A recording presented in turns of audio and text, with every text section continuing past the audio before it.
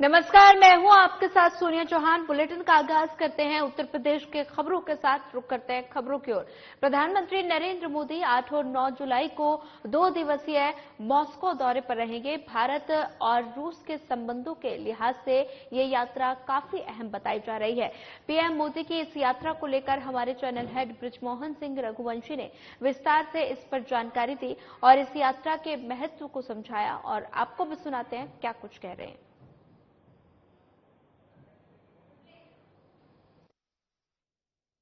नमस्कार, आपका स्वागत है मेरे इस खास विशेष प्रोग्राम में। जैसा आपको पता है कि 2 दिवसीय विदेश यात्रा पे आदरणीय प्रधानमंत्री श्री नरेंद्र मोदी जी रवाना होने जा रहे हैं कल। और मैं आपको बताते चलूं ये 2 दिवसीय यात्रा क्या है। ये 2 दिवसीय यात्रा मॉस्को की है, यानी रशिया की 2 दिवसीय यात्रा है, और पुतिन जो वहां के राष्ट्रपति हैं उनके साथ ही पूरी मुलाकात होगी। ये 2 दिवसीय जो यात्रा है ये 22nd एनुअल समिट के तौर पे इस यात्रा का नाम है, और ये समिट हो रहा है आपके मॉस्को में। और मॉस्को में आदरणीय प्रधानमंत्री जी 2 दिन यहां रहेंगे और तमाम यहां के जो कार्यक्रम किए जाएंगे, हम लोग को जो ब्रीफ किया गया उसमें ये कुछ यहां के खास लोगों से उनकी मुलाकात होनी है, कम्युनिटी मीटिंग इनकी होगी। आप समझ सकते हैं कि प्रधानमंत्री की यात्रा को बहुत पूरी तरीके से विस्तार पूर्वक नहीं बताया जाता है, खासतौर से विदेश मंत्रालय की तरफ से और प्रधानमंत्री कार्यालय की तरफ से। हम मॉस्को आज रात को हम पहुंचेंगे। मैं अबू धाबी में हूं और मैं आपको बताते चलूं यहां पे खासतौर से जो हमारा मोटिव था यहां पे, क्योंकि अभी 3 दिन से लगभग 3 से 4 दिन पहले यहां पे हमारे देश के विदेश मंत्री उन्होंने यहां पे दौरा किया था, और क्या यहां पे बातचीत हुई हम उसके बारे में भी आज हमारी यहां के जो आधिकारिक व्यक्ति हैं सरकार के, वो हमें उसकी जानकारी देंगे। हालांकि टेलीविजन स्क्रीन पे उन्होंने बोलने के लिए मना कर दिया, लेकिन आधिकारिक रूप से वो हमें बताएंगे कि आखिरकार विदेश मंत्री के साथ जो उनकी यात्रा थी उसमें क्या रहा। हमें भी जानकारी विदेश मंत्री जी ने नई दिल्ली में दिया था कि वो क्या और जो कार्यक्रम उनके क्या रहे और उन्होंने क्या उनके साथ सरकार के साथ क्या बातचीत हुई। लेकिन हम यहां जैसे मौजूद हैं तो हम भी उनसे बातचीत करेंगे कि आखिरकार यूएई सरकार के साथ हमारे विदेश मंत्री ने क्या बातचीत की। दूसरी जो बड़ी बात मैं आपको बताते चलूं, मॉस्को में 2 दिवसीय जो यात्रा है ये बहुत महत्वपूर्ण है।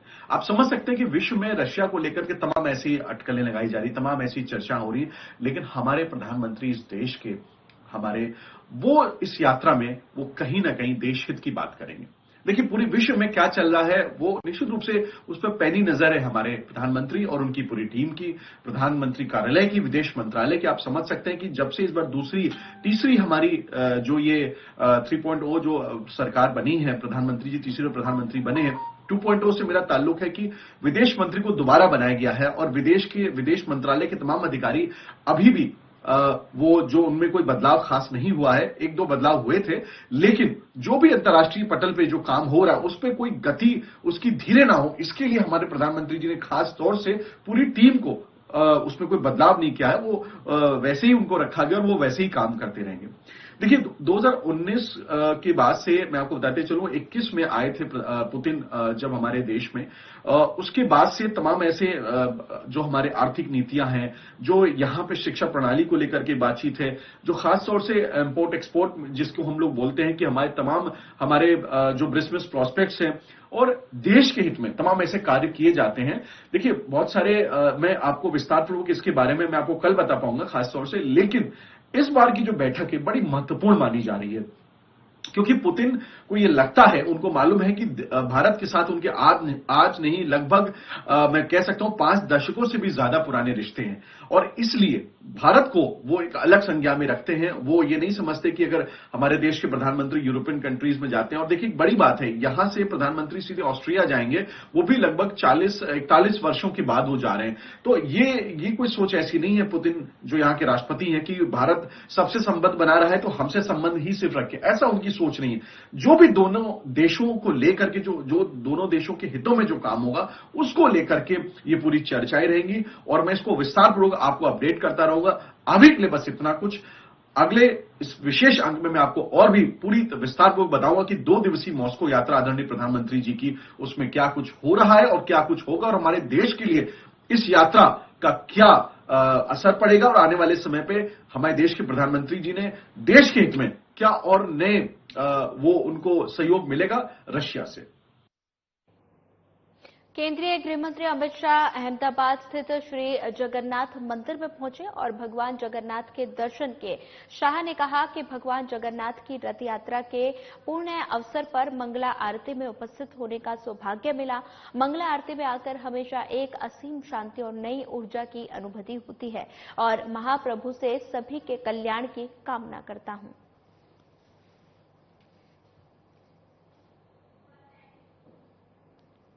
गृहमंत्री अमित शाह भगवान जगन्नाथ के दर्शन करने पहुंचे और साथ ही इस दौरान उन्होंने देश के सुख समृद्धि की कामना भी की।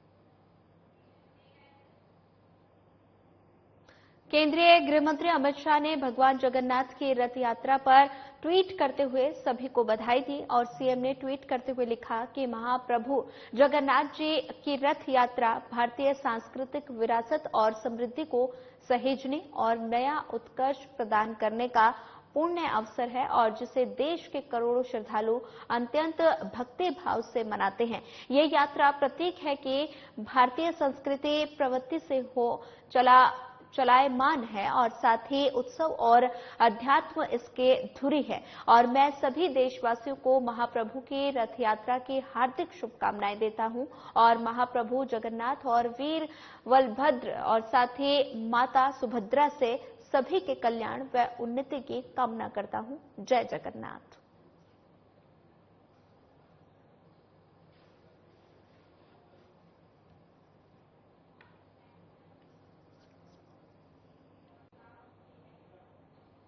हमारे चैनल हेड बृजमोहन सिंह रघुवंशी अब अबू धाबी एयरपोर्ट पहुंचे और साथ ही उन्होंने अबू धाबी के एयरपोर्ट की व्यवस्थाओं के बारे में जानकारी दी।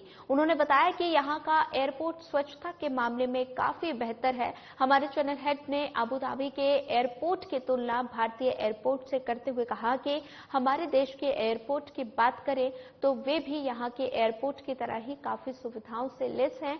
बृजमोहन सिंह रघुवंशी अगले 24 घंटों से ज्यादा समय तक अबू धाबी में रहेंगे और वहां पल पल की अपडेट से हमारे दर्शकों को रूबरू करवाएंगे।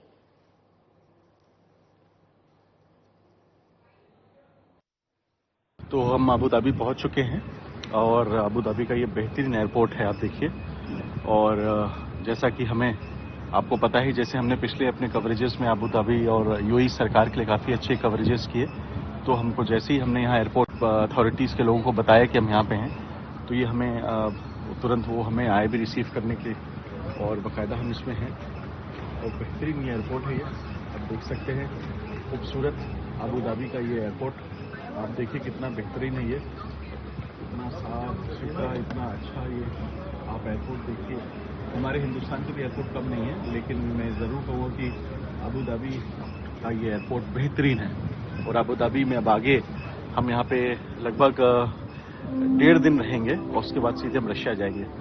तो बस अब अबू धाबी पहुँचते ही फिर हमने सोचा आपको रूबरू करा दें कि हम अबू धाबी पहुँच चुके हैं। साधना टेलीविजन के लिए बृजमोहन सिंह रघुवंशी। गुजरात के अहमदाबाद में केंद्रीय गृहमंत्री अमित शाह ने अमीन PJKP विद्यार्थी भवन का उद्घाटन किया। मुख्यमंत्री रहेला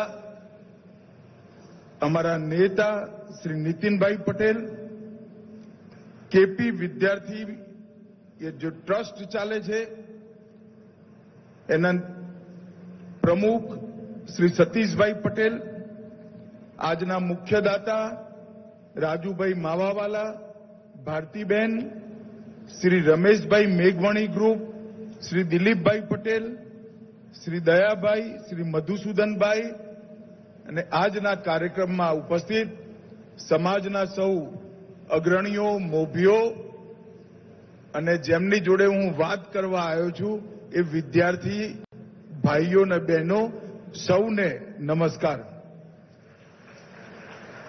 આજે રથયાત્રાના શુભ દિવસે અમદાવાદ શહેરના હૃદય જેવા વિસ્તારની અંદર રાજ્યભરમાંથી ઉચ્ચ શિક્ષણ માટે અમદાવાદ આવનારા વિદ્યાર્થીઓના રહેવા માટે અત્યાધુનિક સંકુલ, હૃદયને સંતોષ થાય એવું સંકુલ અને બધા જ આધુનિક પેરામીટરથી સુસજ્જ સંકુલ બનાવવા બદલ હું શ્રી અમીન PJKP ટ્રસ્ટના સૌ સાથીઓને હૃદયપૂર્વક અભિનંદન આપું છું. કોઈ પણ સંસ્થાની સ્થાપના થાય અને 5-10 વર્ષ ચાલે તેવું મનાય કે સંસ્થા ઘણી આગળ વધી, પણ કોઈ સંસ્થા 100ની થવા આવે તો સમજી લેવું પૂરો સમાજ એની પાછળ હોય તો જ 100ની થાય. સંસ્થાએ 92 વર્ષ સુધી અવિરતપણે હજારો બાળકોના જીવનમાં જ્ઞાનનો ઉજાસ ભર્યો છે. આ મકાનનું જ્યારે ભૂમિપૂજન થવાનું હતું ત્યારે મારી બહુ ઈચ્છા હતી કે હું આવું, પણ અહીં અમદાવાદ આવ્યા પછી મારે અચાનક પાછા જવું પડ્યું હતું અને હું નહોતો આવી શક્યો. એટલે સૌથી પહેલા તો હું સતીશભાઈનો આભાર માનું છું કે એમને મને આજે બોલાવી મારા મનની ઈચ્છા પૂરી કરી.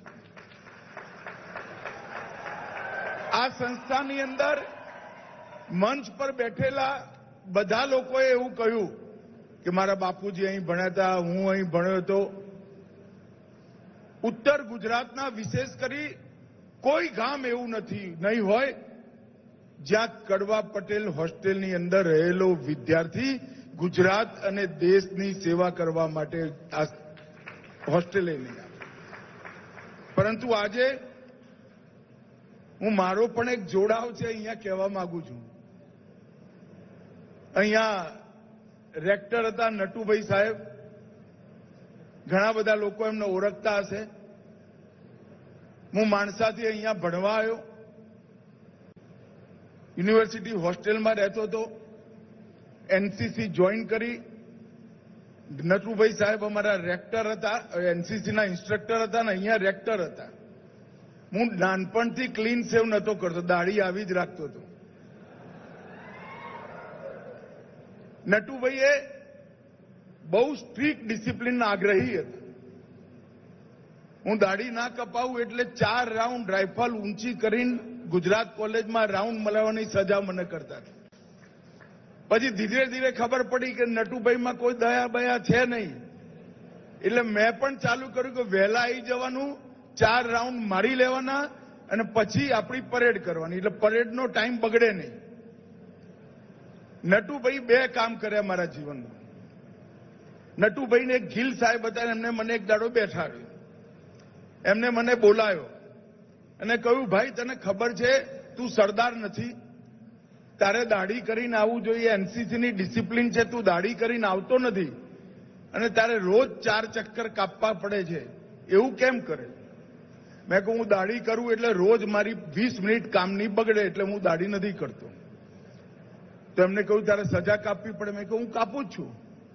પછી એમને કહ્યું, ગિલ સાહેબ મારી જોડે રાઉન્ડ મારતા હતા, નટુભાઈએ કહ્યું કે તું દાઢી નથી કરતો, જાતે સજાને નિમંત્રણ આપ્યું છે અને મોઢું લટકાઈને રાઉન્ડ મારે છે.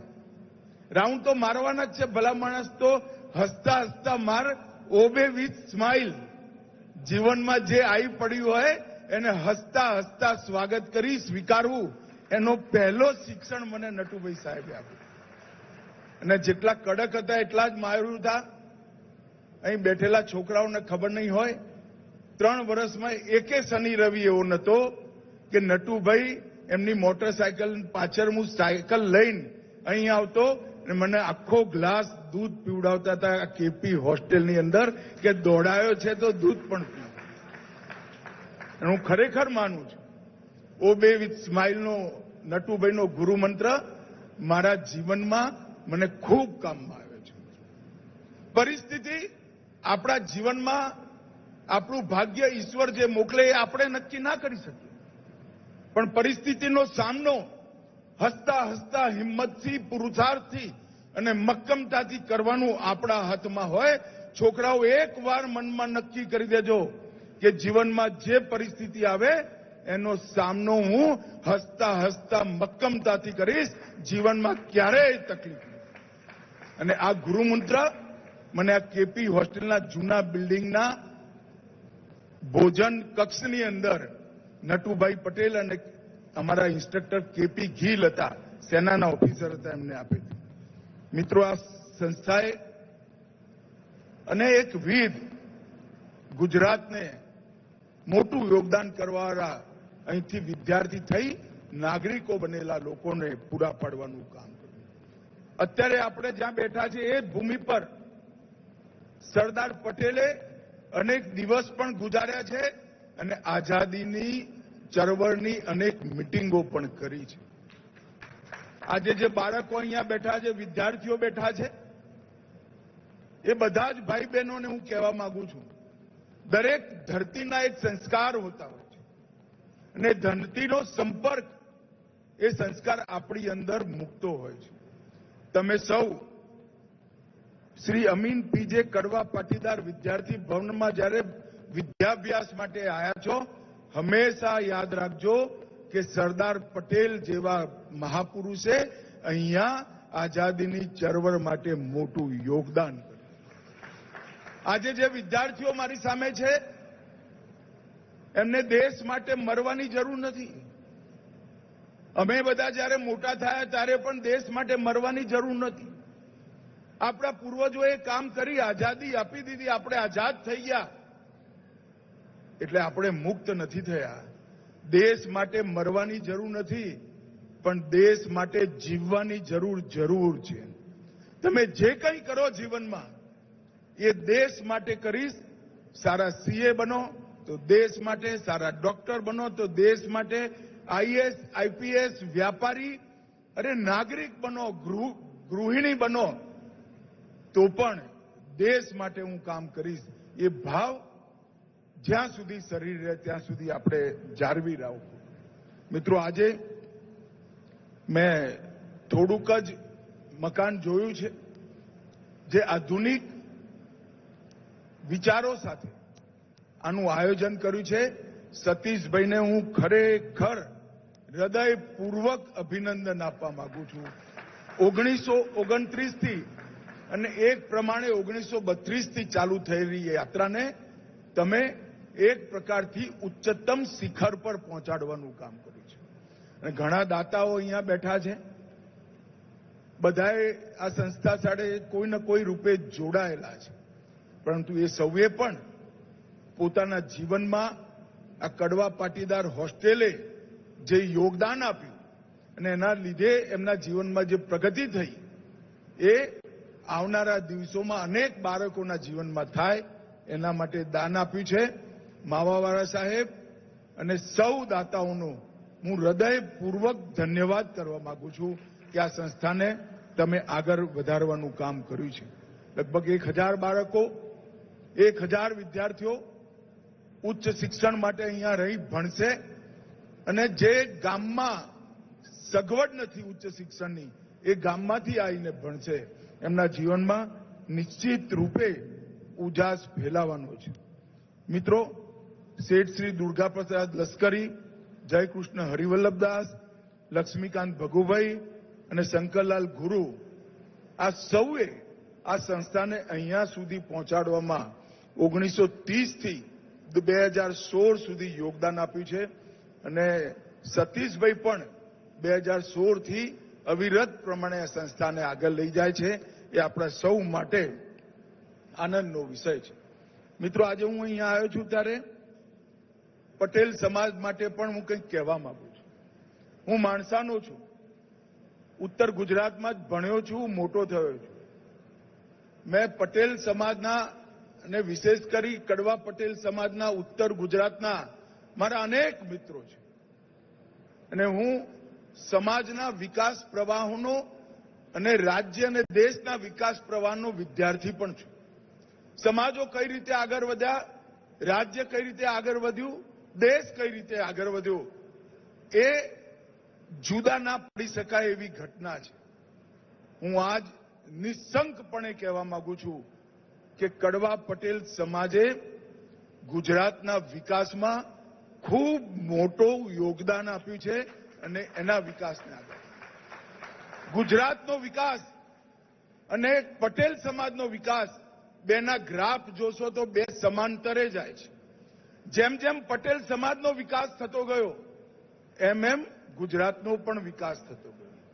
અને પટેલ સમાજને સામાજિક સંદર્ભમાં એની બીજી વ્યાખ્યા કરવી હોય તો પટેલ સમાજ એટલે કઠોર પરિશ્રમી સમાજ, એ કયા વગર ચાલે એવું છે.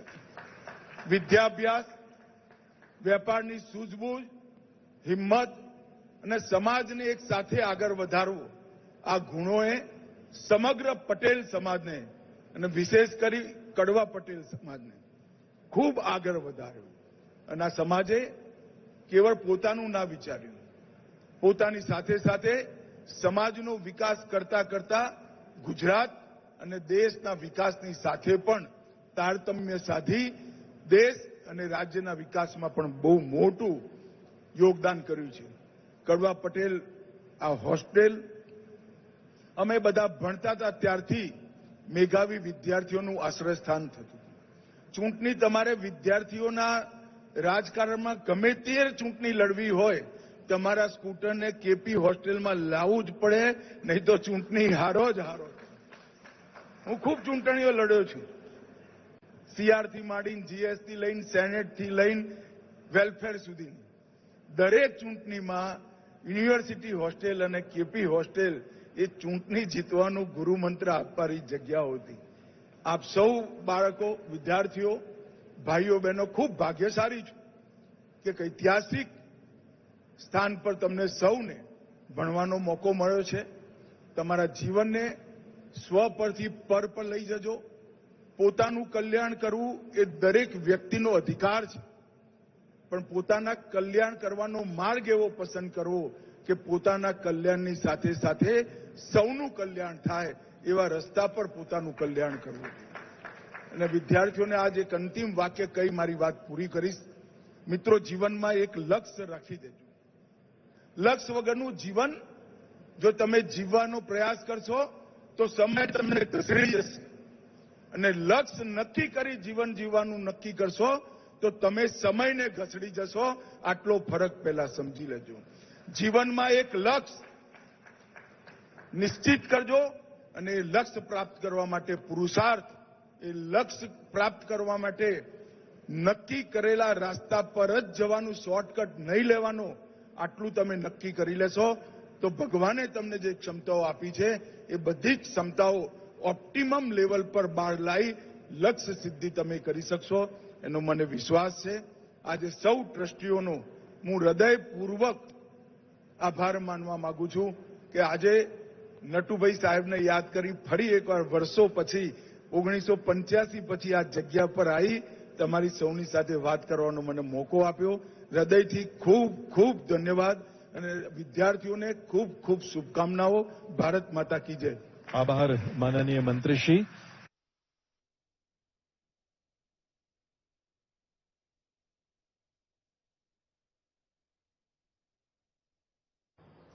फिलहाल इस बुलेटिन में इतना ही. ज्यादा खबरों के लिए बनी रहिए हमारे साथ. नमस्कार.